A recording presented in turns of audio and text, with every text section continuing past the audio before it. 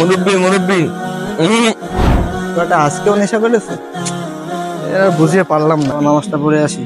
তুই যাচ্ছিস যা, তা আমারে টানছিস কেন? দেখতেছিস না ফোন টিপতেছে আমি।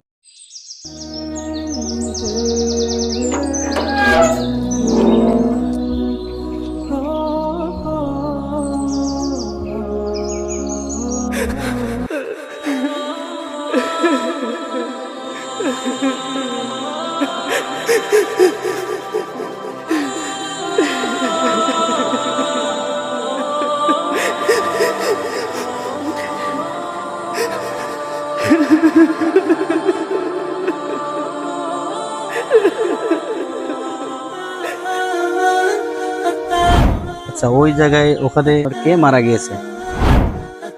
ওইটা হলো আমার এক ফ্রেন্ডের বড় ভাই। আমার এক ফ্রেন্ড কিছুদিন আগে মারা গিয়েছে, তার জন্য মনে হয় এসে প্রতিদিন এভাবে কান্নাকাটি করে। এভাবে তো কান্না করা ঠিক না।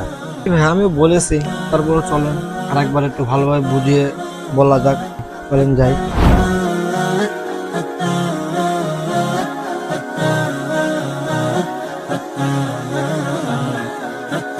আসসালামু আলাইকুম রহমতুল্লাহি ওয়া বারাকাতুহু। কাঁদছেন কেন ভাই? কি হয়েছে আপনার? আসলে ভাই, আমার একটা ভাই ছিল, ও আমার অনেক ছোট। ও ছোট থাকতে বাবা মা মারা যায়, এরপরে আমি ওর দায়িত্ব নিই। একসাথে আমি ওর বাবা, আমি ওর মা। কিন্তু আমি নামাজ পড়ার জন্য দেখেছি অনেকবার, কিন্তু ডাকে সাড়া দিই, আল্লাহর ডাকে সাড়া দিই। বন্ধু আজকে তো ভালোই হলো, আবার হবে নাকি? ভরপুর আবার তাহলে কালকে হবে। আজকে তাহলে বাসায় যাই। যা, তাইলে বাসা কমনে চিনতে পারবেন তো বাচ্চা।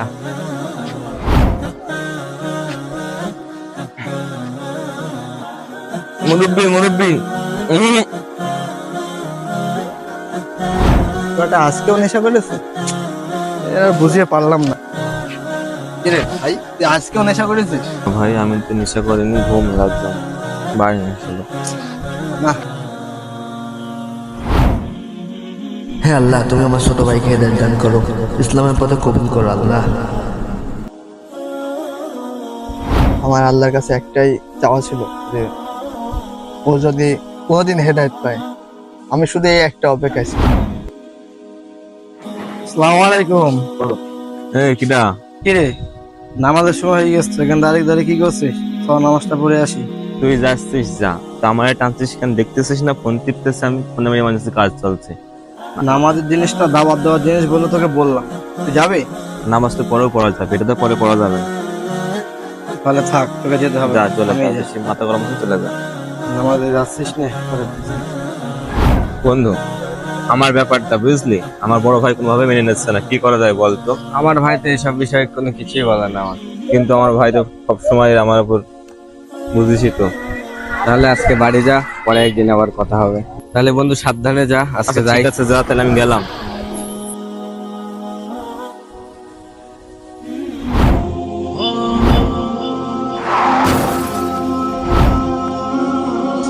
কিন্তু আমার জীবনে সব থেকে বড় একটা কষ্ট, সেটা হচ্ছে ও হেদায়েত পাওয়ার আগেই মারা গেছে।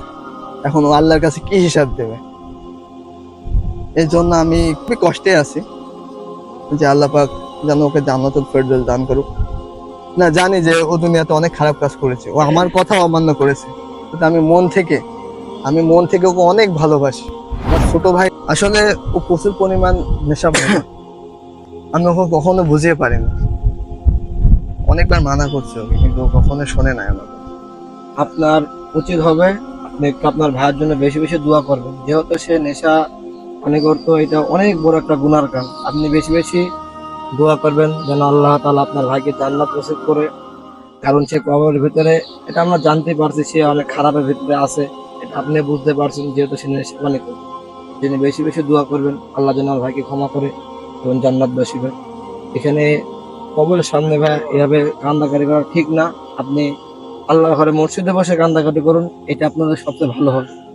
আপনি যে এখানে কান্দাকাটি করছেন এটা ঠিক না, কারণ এখন সে তো দুনিয়া থেকে চলেই গিয়েছে। কারণ সে যখন দুনিয়াতে ছিল তখন আপনি যেহেতু কিছু করতে পারেন নাই, কবরের সামনে এসে কান্না করাটা কিছুই হবে না। কান্নাকাটির দরকার নেই, মৃত্যু যেহেতু হয়ে গেছে, তো আপনার ভাইয়ের জন্য বেশি দান সদকা করেন, তাহলে ওইটাই উপকার হবে। আপনার ভাইয়ের আল্লাহ তাআলা হয়তো মাফ করতে পারে দান সদকার উসিলায়। বেশি বেশি দোয়া করবেন ভাইয়ের জন্য। 2 দিনের দুনিয়া, এই রঙিন দুনিয়া। আহারে, কালো যে মানুষটা পৃথিবীতে ছিল আজকে সে বেঁচে নেই। এই জন্য কার হায়াত কতটুকু সেটা আমরা জানি না। এই জন্য আমাদের উচিত ইসলামের পথে ফিরে আসা, আল্লাহর পথে অভিমুখ হওয়া এবং 5 ওয়াক্ত নামাজ পড়া, আল্লাহর ইবাদত বন্দেগীর ভিতরে থাকা। তো সবাই ভালো থাকবেন এবং পারলে ভিডিওটি শেয়ার করবেন, আপনার বন্ধুদের কাছে পাঠিয়ে দেবেন শেয়ার করে। ধন্যবাদ। আসসালামু আলাইকুম।